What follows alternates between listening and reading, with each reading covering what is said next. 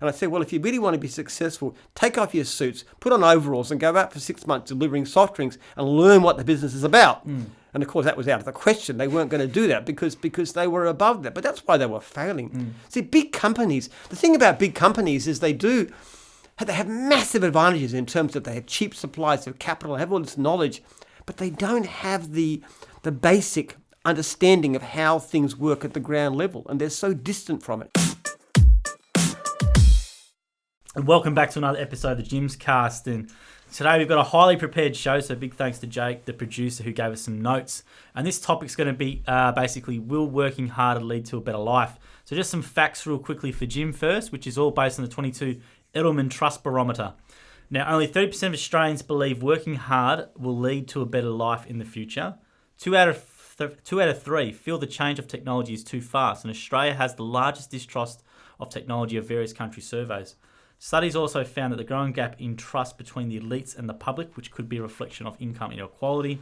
Most employees globally fear job loss due to automation, a looming recession, cheaper foreign competition, and the gig economy. And across all types of employment, 31% of Australian workers were working part-time, under 35 hours per week in February 2018, up from 25% in 1998. So just a few facts and statistics there for you, Jim, and we'll lead into the sort of first question here. Now, why is there a growing distrust in people's ability to better themselves in the system? In my experience, working hard does lead to a better life. I mean, we've got nearly 4,000 franchisees out there, and we're looking at them all the time, how they're doing. The overwhelming finding is that people who work hard and care about what they do and give good customers do better. And you can measure that in all kinds of ways, like the fact that people who give better customer service, for example, actually tend to be far less likely to report poor income and less likely to leave. So in the area of small business, which I know best, it's overwhelmingly true that effort means everything. And look, for most of our franchisees, there's more work than they can handle. So why do some fail? It's not because of luck. It's very, very rarely anything to do with anything but themselves. Obviously, having a good franchisor helps. And also within my company, I mean, as an employer, I have people who I watch my staff all the time. And those that do good work and take on initiative tend to get promoted, and others who don't do good work and tend to get let go. Well, I think it's an interesting stat. 30% of Australians believe that working hard will work. I think it's an alarming statistic. I was always taught, especially from sports and stuff, the more you train, the harder you train, the more you'll outwork anyone with talent, for example, right? So hard work always beats talent. So I was surprised about that. Look, sometimes systems don't recognise hard work. I mean, teaching is a perfect example of that. Teaching basically means if you've got a certificate that you're qualified to be a teacher, regardless of how incompetent and lazy you are, you'll still get the same pay forever. There's virtually no recognition. There's no incentive for good work. So it's probably true in a lot of professions that's exactly the case. But that's an issue because the system is set up in such a way that it discourages people from giving good service and good work. So I think it depends. I think to a lot of people it probably is quite correct. I think there's an awful lot of jobs where it doesn't matter how well you do, you won't get recognised. But the thing I'd always say is that one answer to that is if your boss doesn't recognise you, well, have your own business because then your boss has to recognise your good work. And if you do good work, well, then your boss is going to reward you by giving you a pay rise. Well, that's exactly right. When you are the boss, you can do those type of things. So what do you think about the casualisation of the workforce? Is that playing into distrust? Because that's interesting about the working part-time statistic, how that's up a lot from 1998. I think it's up by around 6%. Now, 31% of Australian workers are working part-time, under 35 hours a week, which is quite interesting. Well, bear in mind, a lot of those want to work part-time. And in particular, say, people with young children, which is mainly women in our society, we know we'd have an issue with franchisees. And one of the things people come to us is because they want the part-time work. So a woman will take a dog wash franchise because she knows she can drop her kids off to school, go out and wash a few dogs, pick her kids up from school, maybe do some more on Saturday morning when her husband's home. So it's actually, for many people, it's highly desirable. And there are actually some indications that people who work part-time, especially women, tend to be happier than those who work either full-time or not at all. because if you don't work at all, you can get bored. But working 40 hours a week plus travel plus childcare and house care and stuff can be a big strain.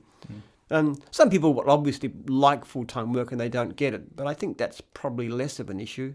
I think a lot of the gym's mowing blokes will do a 4-day work week quite often and do the Friday for the golf and maybe pick up the kids a couple of times a week during the week. And that's what you said. I think the family life aspect, right? You can allocate more time to that family life and those family events. So maybe you might not have had time to coach your kids' soccer team or footy team or whatever it is. Now you can, because you do have that ability to do that. And a lot of our guys are happy with the income level and that balanced trade-off. Whereas if they were allocating it to, let's say, a 60-hour week or 55-hour week, yes, they'd be more financially lucrative, but they'd be a lot less poor on the lifestyle. Well, one of the most rewarding jobs I do is actually talk to my veterans, people who anniversary like 10, 15, 20, 25 years.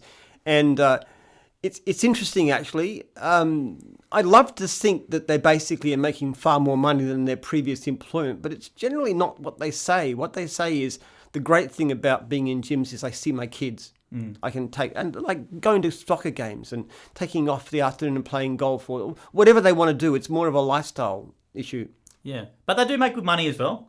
I know we say they're definitely not paupers. They do make good money. We have some guys. They do. But the biggest advantage, they say, is the fact that I don't have to travel. I see my children. My time is flexible. That is the biggest single benefit. Some of them make a lot more money. There's no question about that.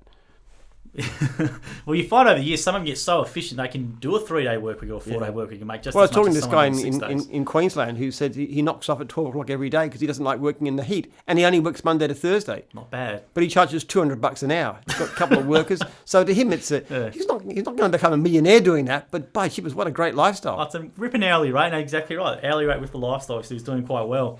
So I want to talk on that stat before, which I thought was quite interesting. Which one was 2/3 feel the change of technology is too fast. And Australia has a massive distrust of technology in comparison to other countries, which I found quite interesting.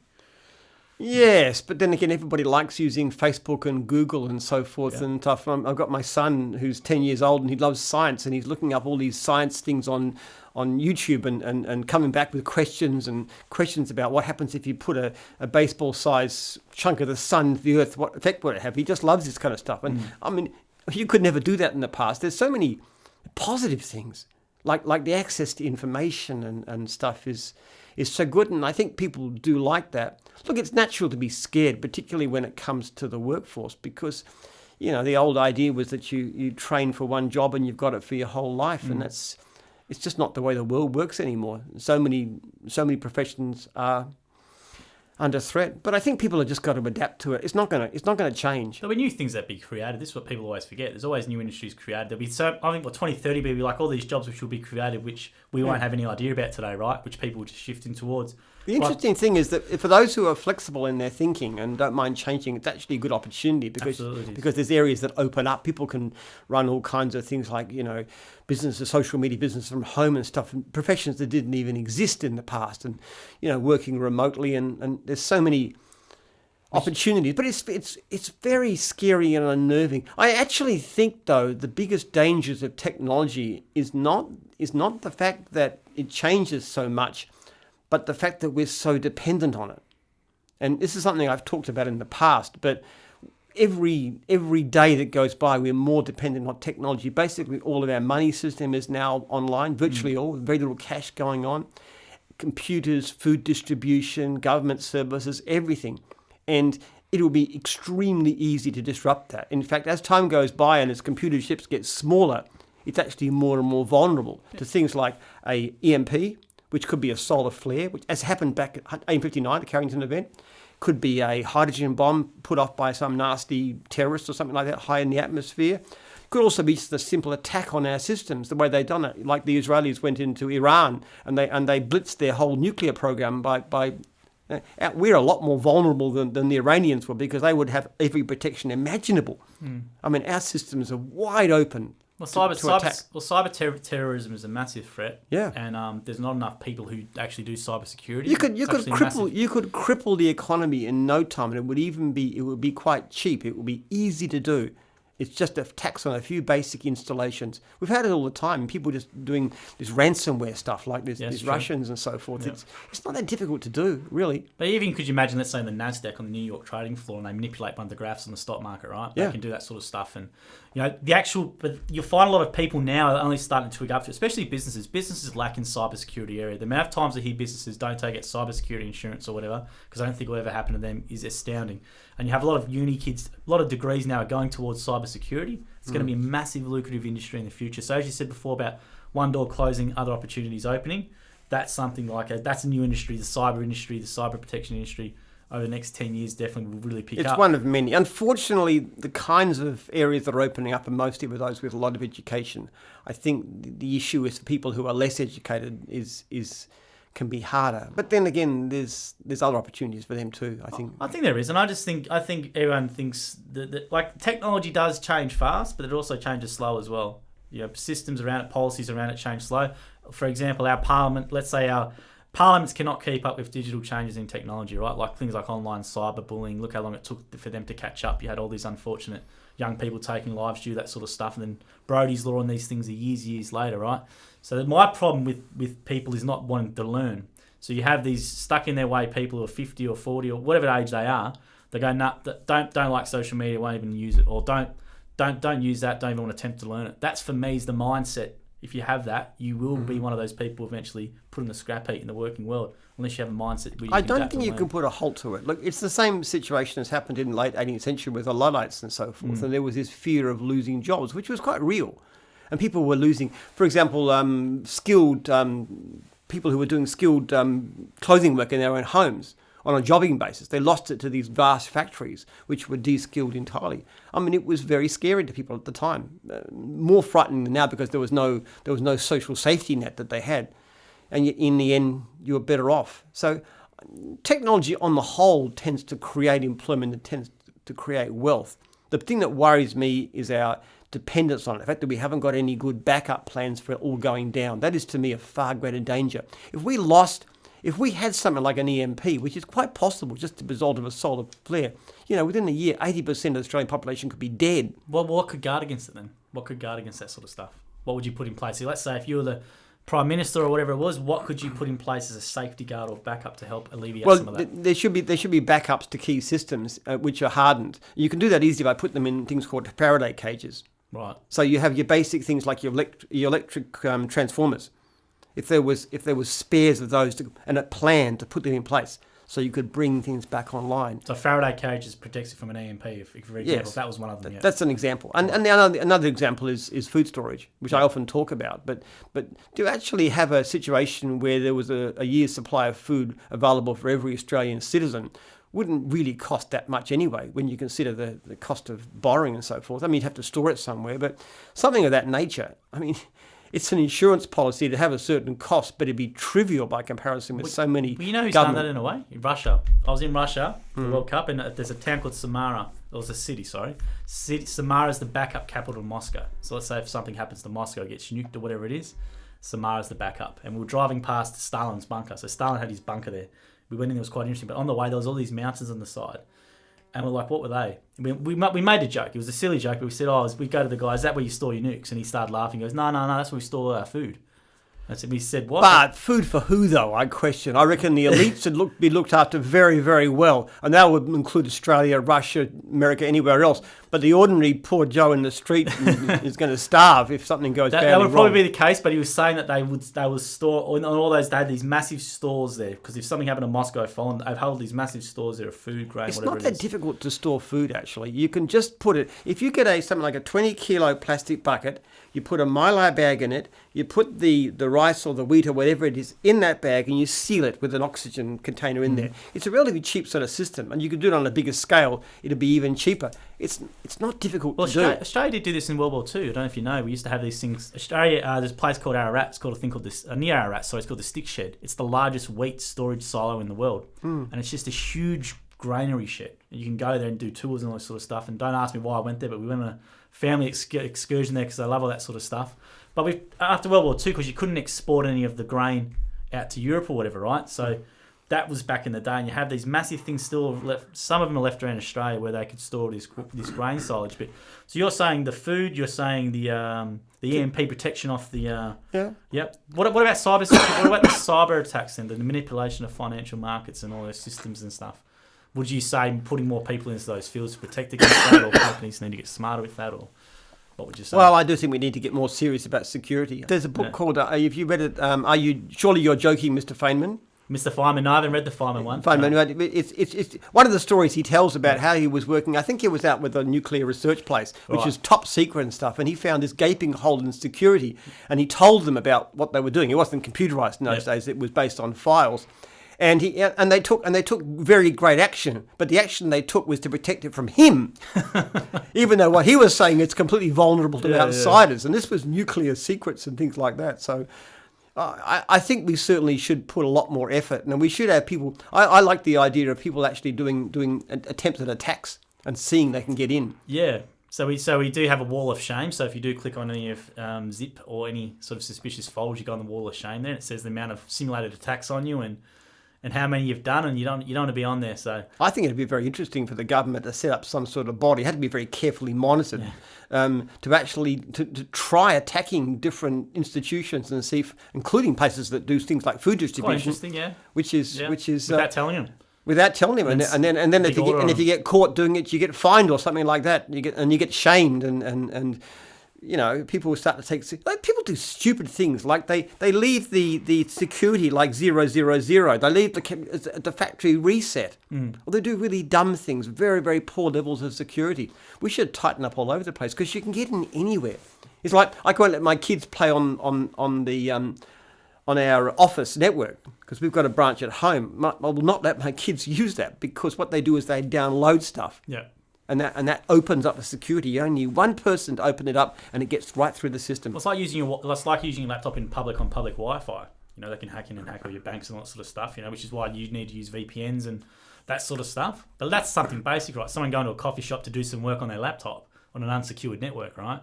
They can go in there and they can take everything, all that sort of stuff. But yeah, it's a massive industry, and firms like KPMG, those big consulting firms, are licking their lips because they're having massive internal IT consultants built in to do those, what you said before, those simulated attacks, and come and do an audit and make all these recommendations and what they need to do. But saying that, it could be too late when they do that. And that's only that kind of attack. I mean, there are when you've got brilliant people like the Chinese with massive numbers of smart people trying to get into certain security and spy on and do things. I mean, the potential for doing damage. Most people just want information. I think everyone's spying on everyone. That's what I've sort of come to the conclusion of with the USA, the Russia, China. They're all spying with Australia. Everyone spies on everyone.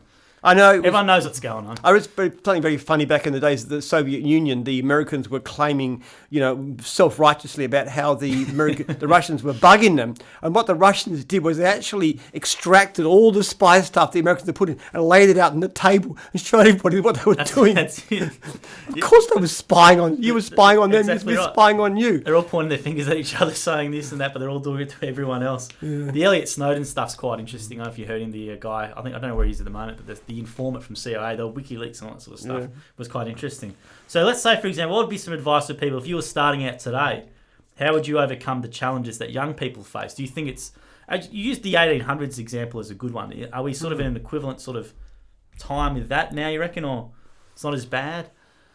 Well, I mean, one of the problems people have today, it's not so much the economy, it's the snobbery, it's the attitudes about work. People want to be in white-collar jobs with computer monitors and technology and stuff like that. The very fact of the matter is we had 170,000 plus unserviced leads last year for things like fencing and gardening and handyman services and putting up antennas and all kinds of things that anybody can do with a little bit of training. So it's not that there's a lack of work, it's that people are fussy. And it's a problem in third world countries too, like Saudi Arabia. It's a very wealthy country in per capita, but everybody wants a government job. They just don't want to go out and do the hard work, so they have to bring in all the outsiders to do it all. So there's an unemployment problem in Saudi Arabia, but it's not lack of work. But we haven't got quite the same level of issue. But there's increasing snobbery and elitism about manual work in the world today. I think it's a great pity. One of the most fortunate things that ever happened to me was that I failed to become an academic. which was a very prestigious white-collar kind of job.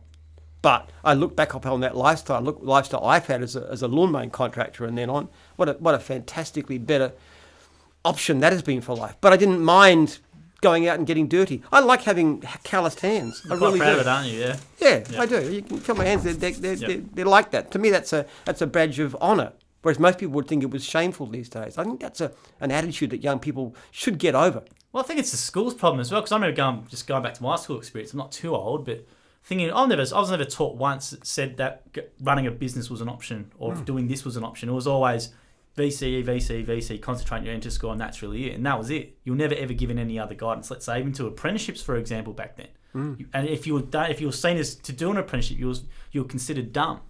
That's what they considered you, and that's what way you were sold, right? And this is in a regional area, so I can't imagine what a city would be like. Look, right? I never even thought of the idea of running my own business until I was in my late 20s, when I was beginning to recognise my academic career might not get anywhere. Honestly, I never considered it. You're going to be a doctor, you're going to be a vet, you're going to be a whatever. Yeah. But business, come on. And especially going out there and mowing lawns, who would have dreamed of that? My father was absolutely horrified when it happened in the beginning, but it's just not people's mentality. But the opportunities are there. They are so there. They are so open. The world has never been more open to people who've got hard work and enterprise. It's just not seen that way because people have this narrow view. You've got to get your good VCE results and go to university and then go and work for some huge company and that's your life. Well, why? That's a very, very good point. So now I want to just talk about this last point here with this one, which with small business making up nearly 50% of employment, do you expect this figure to grow in the coming years or get suppressed by big business? So that's not a bad interesting. Would you have these big companies just buying up those smaller ones that seem to raise their head to do anything? Or do you think these small businesses are going to rise above 50% in terms of... But I'd like to see them try and do what we do. I mean, get out there looking after people, washing people's windows and so forth. Big companies are notoriously pathetic at that sort of thing. They really are. We had, many years ago, Yates Garden Care. You know Yates? Yep. Big garden experts. They thought, hey, we know all about gardening. We can whip this Jim's crowd because I mean, after all, who are they? Just nothing. They're lawn mowing contractors and stuff. So they started up this franchise in competition with us, and they tanked so badly that it actually dragged the price of their shares down. Really, I never knew this. So Yates actually started a franchise to compete with you. Compete with us. Wow. Okay. And they were pathetic. They had no idea what they were doing. They had a big company mentality. Oh, look, there's other cases too. There's one I give in one of my books. It was at Cadbury Schweppes. Yep. They were coming to me. They were looking for advice on how to do a successful soft drink delivery business. Right. And there was a company in Melbourne which had no capital behind it. I mean, Cadbury Schweppes is a huge multi-billion-dollar international company. This little company, Melbourne company, was making money hand over fist doing it. And they wanted to know how to do it. And I actually asked these guys. They came in, they were dressed in all these suits and stuff, the ties and everything else, and came into my office, which is a lot more informal than that. And they said, and I said, what's your experience of delivering soft drink? They said, I don't know that kind of stuff. We're the executives. And I said, well, if you really want to be successful, take off your suits, put on overalls and go out for 6 months delivering soft drinks and learn what the business is about. And of course, that was out of the question. They weren't going to do that because they were above that. But that's why they were failing. See, big companies, the thing about big companies is they have massive advantages in terms of they have cheap supplies of capital, have all this knowledge, but they don't have the basic understanding of how things work at the ground level, and they're so distant from it, and they've got these elites and these hierarchies and practices and stuff, and that's why there's this constant flow of innovation. It's why companies like Google and Facebook and Microsoft come up from nothing and take over. There's actually companies that were big, like in the top 500 and so forth, 50 years ago. Virtually none of them are there now. Let's say Kodak, for example. Kodak's a good one. Remember Kodak, the old cameras and film and all that sort of stuff? That's right. And look, in Australian terms, look at a company like Fairfax. I mean, Fairfax is worth some fraction of what it was worth in the past. And companies like realestate.com.au and Seek and all the rest of it have come up from nothing and they've taken it over. It's so much. In church, they were talking about Blockbuster, which was a mammoth film, and they had this opportunity to buy Netflix. Yes. Yeah. And they said, $50 million for this little startup, not worth it. Netflix is worth is a multi-billion-dollar company. Now, do you think that is due to the lack of foresight from the leaders in the business in terms of their age, or just not?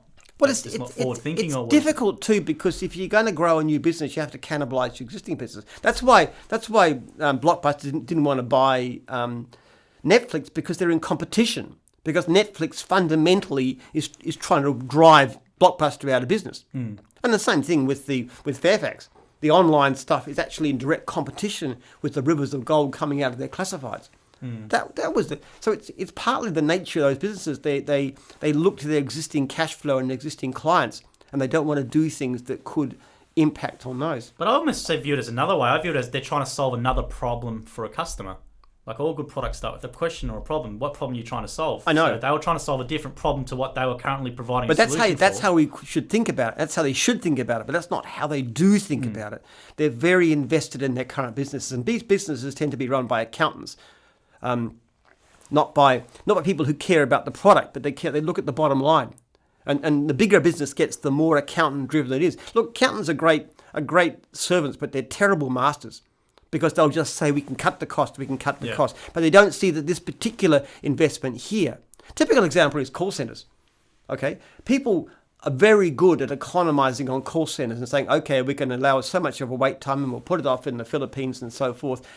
It's easy to see the cost savings, but what's really difficult to see is the customer who gets frustrated because they can't get through when they need to, and when they do, the person can't speak English. And they economise in the wrong places, and they don't have the vision for what's needed. I had a great example of this the other day. Sorry to interrupt you, but I had TPG. I'm getting NBN at my home because it just become enabled 31st of January finally after years of waiting, but it's there. So I went to TPG because that's our existing provider, and TPG's has got a Philippines-based call centre. Nothing wrong with that, but the amount of channels you had to go through and the communication barrier and stuff, even though I can speak perfect English, just trying to get the result that you want. So actually I went to another one, which is Aussie Broadband. Aussie Broadband's based in Mowing, and it's all Australian-based. Had an Australian customer service representative, and even though they're a little bit more expensive, I'm like, no, I'm going to happy to go with them. They solved what I wanted first go. Online was a lot better reviews, all this sort of stuff. So just, and I think that's why with your call centre here as well, maybe you want to tell people about, we do have a video online about it. Do you want to actually tell people how you've applied that into your own business with the call centre? Well, that's the point. We have our call centre answered, all our calls answered in Australia. Nothing goes overseas. But also we have on average an 8-second wait. So our call centre is grossly overmanned. So you could cut the cost of our call centre down by at least a half, probably more like 2/3 by running it in a different way. But customers would lose out. Also intensive training. We have people who are here, and people stay here for a long time. We have people there for 10, 15 years. Well, they actually have a plaque on the wall where all the 10-year plus employees get like their name. There's a lot of them on there. Yeah, that's right. And they're wonderful people. And actually, we tend to take the cream out periodically come to national office too. So they're our best recruiting source. Yeah, they are too. We even pay them a recruitment fee because they're so good. So it's an expensive way to do it, but we've never, ever considered the possibility of going overseas with that. It just wouldn't happen. Even getting the New Zealanders to accept calls taken in Australia was a bit of a struggle, because to them we speak a foreign language. We don't pronounce properly. They say gyms and we say gyms. And, but all the same, we managed to get that one across because the call centre is brilliant. But certainly time of waiting is a huge factor when you ring, and we won't compromise on that. We won't compromise on service in any way. But they can read between the lines as well. When something doesn't fit into a box, right? Because if a lot of these call centres overseas, for example, they have to fit into a box. If you don't fit into their box with your question or the way you're asking the question, it's just never going to get anywhere, right? So the ladies in there, we have 588 service codes currently, right? So you might say, I sort of need this thing done, and they've got to then decide what you sort of mean, then apply it, then allocate it to the right franchisee. So they have years of experience in doing that. So it's a very tough job in that regards. Yeah. They're very high level. Call centres are so crucial to be manned properly. I mean, I actually used to like reading the Atlantic Monthly, which is an American magazine, and it's great. And then they put a paywall up, and I tried to actually subscribe to it, but I cannot reach anybody. I have a problem with doing it. They just will not respond. Now, I know it's only $50 a month, $50 a year. But the fact of the matter is, I love to be reading it, but I can't reach them. They just don't have any system for actually helping me sort out my problems. I did get a response once. I wrote back to them to say what it was. That's it. Never heard another thing. Well, I think it'd be interesting because there's a comment here which is about most people fear losing jobs to automation. I sort of think it will go like a curve. It will sort of might go to that peak sort of place where everything's getting automated. Then customers get sick of not being able to call or not being able to get, let's say, old-fashioned service for particular things. And then companies will add that as an extra service, or you can pay more for the premium package or whatever to go back to those things which they had previously.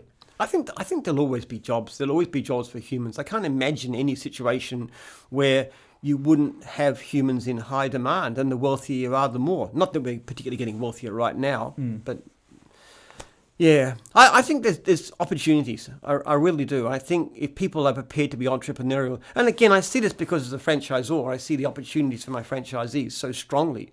The biggest challenge we've got, overwhelmingly, is we can't find enough franchisees. And we're asking a person to do something which basically takes a few days, at the most a few weeks of training. And you know, fencing example, you can teach your person to be an expert fencer in 8 weeks.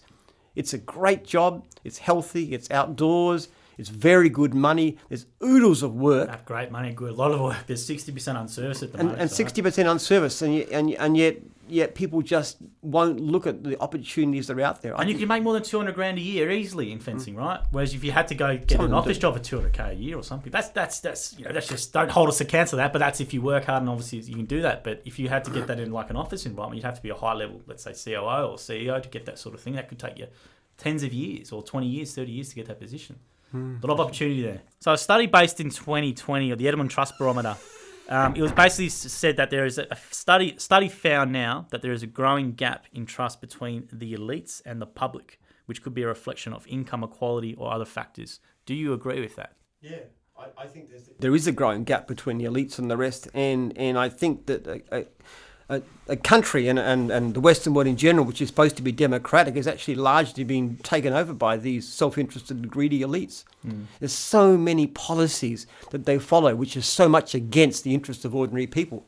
One of the worst ones is the business of housing, artificially restricting the supply of housing. The supply of housing has nothing to do with immigration. It's got to do with how much land you release for housing. You can have places like Dallas, for example, where the average house price is like $200,000 US, something like that. Or you can go to San Francisco where it's 1.2 million. And what you've got in San Francisco and places of that nature, you've got massive homeless people who can't find a job. And the people who can actually manage to live there are so destitute because they're spending almost all their money to pay for their rent, with no prospect of buying a house. And then the fact that young people today can't even afford a house. You know, back in the 50s, you could buy a new house for like 2 years' income from an average family. 2 years. So people could buy a house, they could pay it off, they'd have security for themselves and their family. Housing, restraints on land, and basically what that does is protect the people who've already got money. And people like myself, I admit, who own a lot of property, and we see our property going up and up and up in value, which for the elites is fantastic. But I don't feel good about it, the fact that growth in wealth is the expense of people who can't afford to live at all, who pay exorbitant rents. And there's so many other examples too. The creep of credentialism, the way that you have to have a protection for certain industries. The taxi industry is one of the worst wrought. Now, it's been taken down now, people like Uber, of course, but it took a multi-billion-dollar company to do it. Why on earth should ordinary people who want to drive taxis have to pay most of their income to somebody who owns a taxi license? Crazy. The license was crazy. I remember that. And then what's that? What does the public get? Well, they actually get worse service at a higher price. So here's a system that makes the taxi drivers worse off. It makes the public worse off, but protects and rewards a few individuals. Pharmacies, another example too. They have this system where you can't open a pharmacy within a certain radius distance of another pharmacy. I mean, that's just a dreadful rip-off. The idea is, well, we'll give better service because there's less of us. Yeah, you've got to be joking because that's a classic thing. If you restrict competition, you get worse service and higher prices. Why do we do it? Because the losers, well, they're only the ordinary, plebs of the population, the 99% who have to buy medicines and want to get services and so forth. The winners are these relatively well-off pharmacy owners. Yeah. And in terms of professions, for example, our whole medical system is designed to steer everything towards doctors. Now, doctors have a great purpose, But so much of what goes in medicine could be much better done by somebody like counsellors and nutritionists and people who give advice about exercise and so forth, because most illnesses are actually to do with chronic problems and so forth. But you can't get any money from the government. All you can get money from, you can go to a doctor and sit down, get dispensed with pills, walk out. The pills are probably antibiotics you don't need, which will increase resistance, which won't help you. It doesn't matter. But because we insist on giving money only to the elite, and not to the people who could actually do the most good, because they're less credentialed. Like, as I said, people who can give advice on counselling or on a diet or those kind of things, we actually have worse health and bigger costs to ordinary people. And you also take down the ladder of opportunities. And more professions become like this. The government is putting more and more restrictions on how you can become, like working in a childcare centre. Another classic example.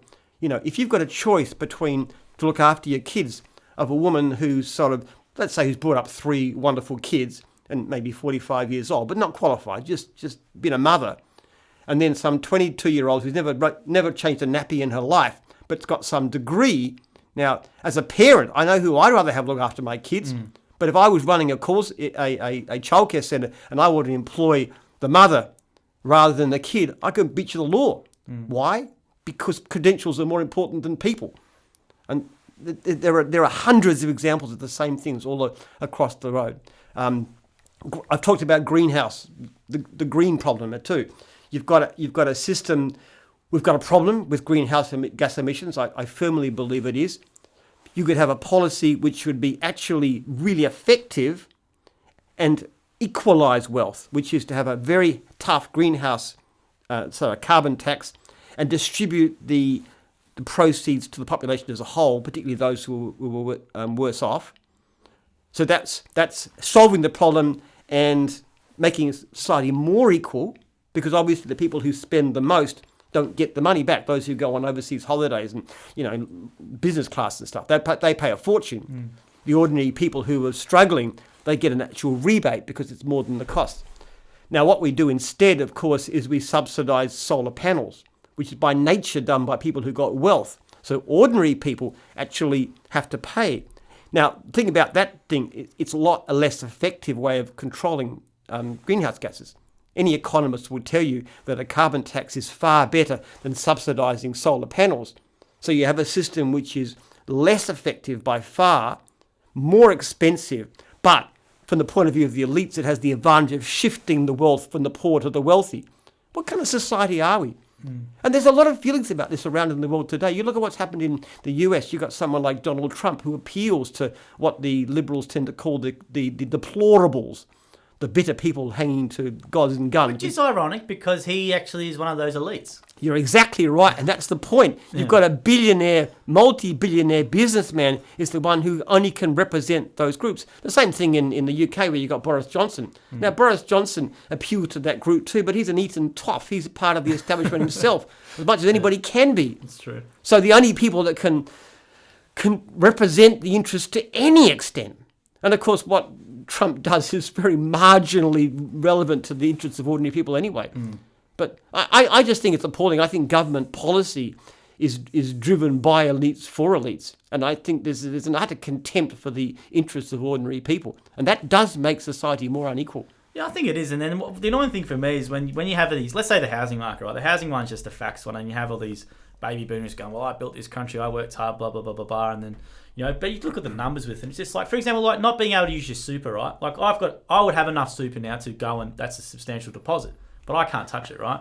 So what's more, I think just sitting there until I'm 67, by the time I get to retirement age, it's probably up to 75 or whatever before you can touch it, right? Or use that to get into the market, And it's just one of those things. And I've got some guy who's 60 years old making that decision for me, who doesn't affect him because he's a multi-millionaire. And that's the frustrating thing. Yeah, I know. People being out of touch in those positions, which is frustrating because Parliament is not representative of Australia. It never will be, and it never has been. I am a multi-millionaire who finds the whole system to be an incredibly great tax incentive and rip-off, quite frankly. I think it's ludicrous the way that it's done. Well, I think just the whole system itself, House of Representatives aren't representatives of Australians. Those people who are in there, they're career politicians. They do it for their ego. They've made their money. They want a hobby to do it, in my opinion, a lot of the time. And They do it because they think it's going to get them elected. The trouble is the elites, the people with the money, and the people who are very loud in the media are the ones that just set public debate. They control the country to a very large extent. The interests of of people as a whole just are not